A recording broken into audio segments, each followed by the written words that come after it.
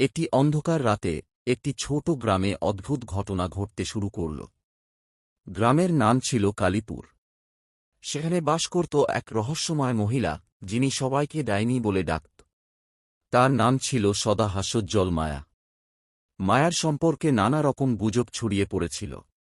কেউ বলত সে রাতে চাঁদের আলোতে নাচে, আবার কেউ বলত সে মৃত আত্মাদের ডাকতে পারে।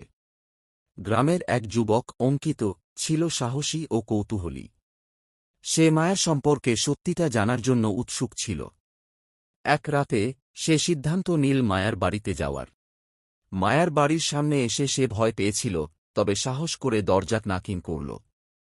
দরজা খুলতেই মায়া হাসিমুখে বলল, অঙ্কিত, তুমি এখানে কি করতে এসেছ? অঙ্কিত কিছুটা ভয় পেয়ে বলল, আমি জানতে চাই, তুমি কি সত্যিই ডাইনি? মায়া তার দিকে গভীর চোখে তাকিয়ে বলল, ডাইনি শব্দটা ভুল বোঝা হয়।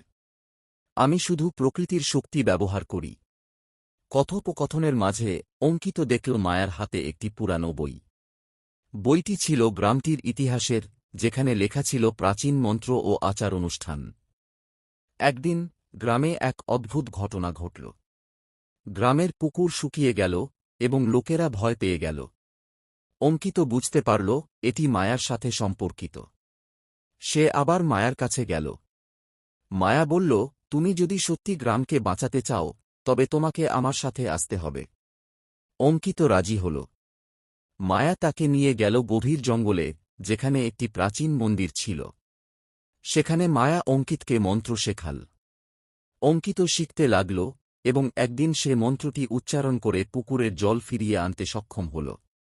গ্রামবাসীরা খুশি হয়ে গেল, কিন্তু মায়া জানিয়ে দিল, এখন তুমি জানো, প্রকৃতির শক্তি ব্যবহারের জন্য দায়িত্ব নিতে হবে।